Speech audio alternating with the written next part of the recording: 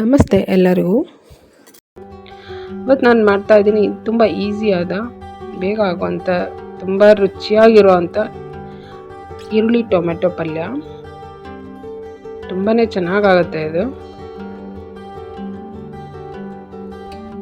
ಈರುಳ್ಳಿ ಟೊಮೆಟೊ ಪಲ್ಯ ಮಾಡೋದಕ್ಕೆ ಒಂದು ಬಾಣಲೆಗೆ ಎಣ್ಣೆ ಹಾಕ್ತಾ ಇದ್ದೀನಿ. ಎಣ್ಣೆ ಬಿಸಿ ಆದಮೇಲೆ ಈರುಳ್ಳಿ ಚಿಕ್ಕದಾಗಿ ಹೆಚ್ಚಿರುವಂಥ ಈರುಳ್ಳಿ, ಒಂದು 3 ದೊಡ್ಡ ಈರುಳ್ಳಿ ನಾನು ಚಿಕ್ಕದಾಗಿ ಹೆಚ್ಚಿ ಹಾಕಿದ್ದೀನಿ. ಈರುಳ್ಳಿ ಚೆನ್ನಾಗಿ ಫ್ರೈ ಮಾಡಬೇಕು. ಈರುಳ್ಳಿ ಕೆಂಪು ಆಗೋ ತನಕ ನಾನು ಫ್ರೈ ಮಾಡ್ತೀನಿ. ಬೇಗ ಫ್ರೈ ಆಗಲಿ ಅಂತ ನಾನು ಉಪ್ಪು ಹಾಕ್ತಾ ಇದ್ದೀನಿ ಈರುಳ್ಳಿಗೆ. ನೋಡಿ, ಇಷ್ಟಾದರೆ ಸಾಕು. ಚೆನ್ನಾಗಿ ಬಾಡಿದೆ ಈರುಳ್ಳಿ. ಈಗ ಟೊಮೆಟೊ ಚಿಕ್ಕದಾಗಿ ಹೆಚ್ಚಿರುವಂಥದ್ದು ಹಾಕ್ತಾ ಇದ್ದೀನಿ. ನಾನು ಈರುಳ್ಳಿ ಎಷ್ಟು ಹಾಕಿದ್ದೀನಿ ಅಷ್ಟೇ ಟೊಮೆಟೊ ಕೂಡ ಹಾಕಿದ್ದೀನಿ. ಟೊಮೆಟೊ ಚೆನ್ನಾಗಿ ಸಾಫ್ಟಾಗಿ ಬೇಯಬೇಕು.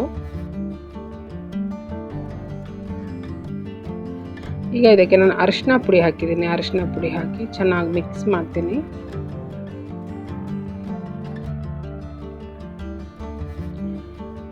ಸ್ಟವ್ನ ಉರಿ ಪೂರ ಕಮ್ಮಿ ಮಾಡಿಬಿಟ್ಟು ಮುಚ್ಚಳ ಮುಚ್ಚಿದ್ದೀನಿ ಟೊಮೆಟೊ ಬೇಯಲಿ ಅಂತ.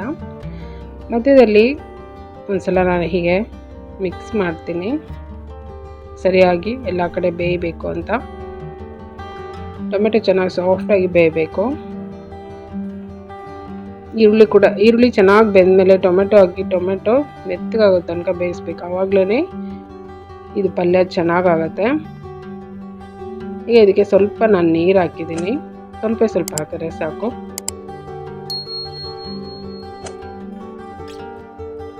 ನೀರು ಹಾಕಿ ಸರಿಯಾಗಿ ಮಿಕ್ಸ್ ಮಾಡಿಬಿಟ್ಟು ಖಾರದ ಪುಡಿ ಹಾಕ್ತಾ ಇದ್ದೀನಿ. ಖಾರದ ಪುಡಿಯಲ್ಲಿ ಧನಿಯಾ ಮಿಕ್ಸ್ ಇದೆ, ಹಾಗಾಗಿ ನಾನು ಸಪ್ರೇಟಾಗಿ ಧನಿಯಾ ಪುಡಿ ಹಾಕ್ತಾ ಇಲ್ಲ. ಧನಿಯಾ ಮಿಕ್ಸ್ ಇಲ್ಲದವರು ಸ್ವಲ್ಪ ಧನಿಯಾ ಪುಡಿ ಕೂಡ ಹಾಕೋಬೇಕು. ಹಾಕಿ ಇದನ್ನು ಚೆನ್ನಾಗಿ ಫ್ರೈ ಮಾಡಿ ಕೊನೆಯಲ್ಲಿ ಕೊತ್ತಂಬರಿ ಸೊಪ್ಪು ಹಾಕಿ ಮತ್ತೆ ಚೆನ್ನಾಗಿ ಫ್ರೈ ಮಾಡಬೇಕು. ಚೆನ್ನಾಗಿ ಫ್ರೈ ಮಾಡಬೇಕು, ಆವಾಗಲೇ ಪಲ್ಯ ತುಂಬ ಚೆನ್ನಾಗಾಗತ್ತೆ. ಅರ್ಧಂಬರ್ಧ ಬೇಯಿಸಬೇಡಿ. ಈರುಳ್ಳಿ ಆಗಲಿ ಟೊಮೆಟೊ ಆಗಲಿ ಚೆನ್ನಾಗಾಗಲ್ಲ. ಚೆನ್ನಾಗಿ ಫ್ರೈ ಮಾಡಿ ಸಾಫ್ಟಾಗಿ ಬೇಯಬೇಕು, ಆವಾಗಲೇ ಪಲ್ಯ ಚೆನ್ನಾಗಿ ರುಚಿಯಾಗತ್ತೆ.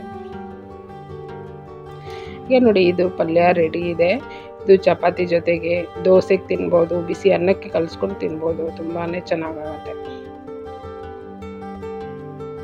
ನನ್ನ ವಿಡಿಯೋ ಇಷ್ಟ ಆದರೆ ಲೈಕ್ ಮಾಡಿ, ಶೇರ್ ಮಾಡಿ, ಸಬ್ಸ್ಕ್ರೈಬ್ ಮಾಡಿ. Thank you.